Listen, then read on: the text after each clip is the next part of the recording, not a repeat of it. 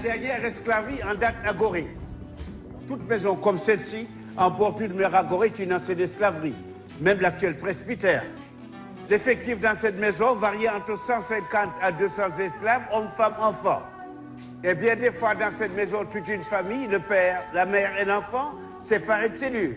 Dans des cellules de part et d'autre, faisant chacune 2,60 m sur 2,60 m, ils en mettaient 15 assis tout le long du mur, le dos contre, des chaînes les maintenant au cou et au bras. Ces pauvres n'étant libérés qu'une fois par jour pour leur permettre de satisfaire leurs besoins. Généralement, ils vivaient dans cette maison, dans un état d'hygiène si repoussant que la première épidémie de peste qui a ravagé l'île en 1779 est partie de ce lieu. Étrange marché aussi, où la valeur d'un enfant dépendait de sa denture, comme le cheval. La valeur d'un homme, de son poids et de sa musculature. La valeur d'une femme dépendait de ses seins et de sa virginité. Ces esclaves, on les palpait comme du bétail pour permettre à l'acquéreur aux marchands de discuter sur la valeur musculaire de chacun. Parce que chaque ethnie africaine avait sa cote et sa spécialisation comme une espèce bovine ou chevaline. Ils partaient de cette île sous des numéros matricules, jamais sous leurs noms africains.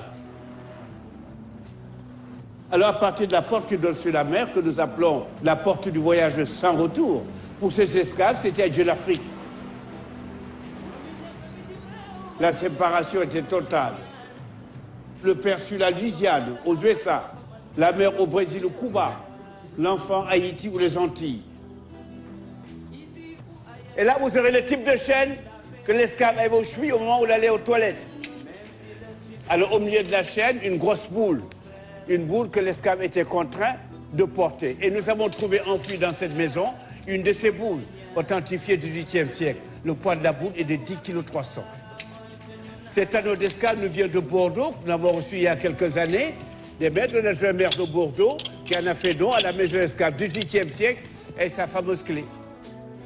Voilà, madame, monsieur, on parle beaucoup des camps de concentration juifs que nous respectons en tant qu'Africains. Les camps de concentration juifs n'auront pas duré plus de 12 ans. La traite des Noirs aura duré 3 siècles, de 1536 à 1848. Heureusement, aboli par la force, on ne parle presque jamais de cette traite des Noirs. Eh bien, en tant que conservateur de ce lieu, madame, monsieur, j'en parlerai toute ma vie. Car il faudrait que ce lieu demeure pour les générations futures, afin que l'histoire ne se répète pas. Merci d'être venu.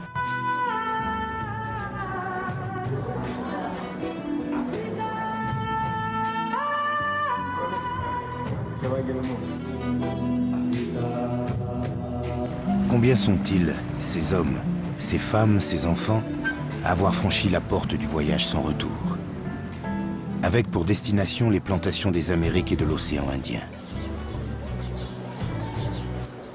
On parle de 11 millions de déportés et de millions d'autres vies sacrifiées.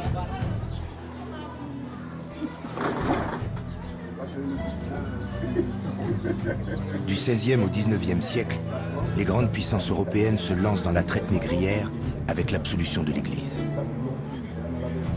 La France occupe un rôle de premier rang. La mer deviendra le tombeau de milliers d'Africains morts sans sépulture.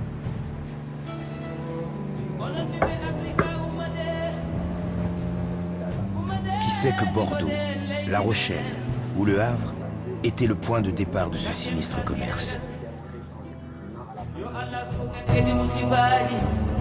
Yo Allah adu jam to Rwanda. Yo Allah adu jam to Burundi. Yo Allah adu jam to Casamance. Lawul mi jona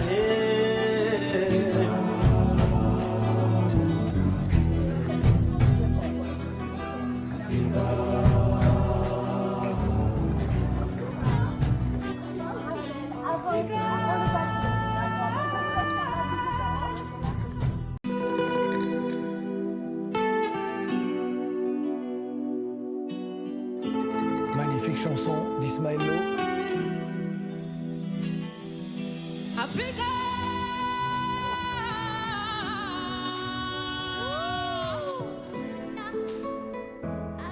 Raspa Beats.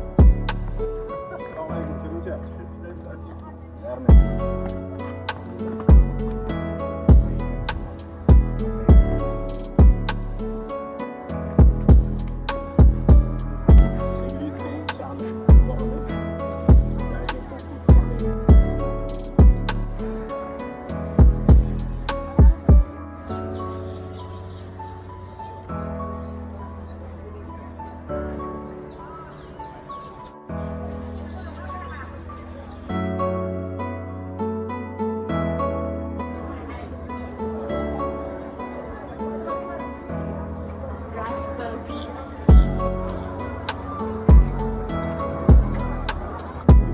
Celle-là, ça se trouve en Gambie.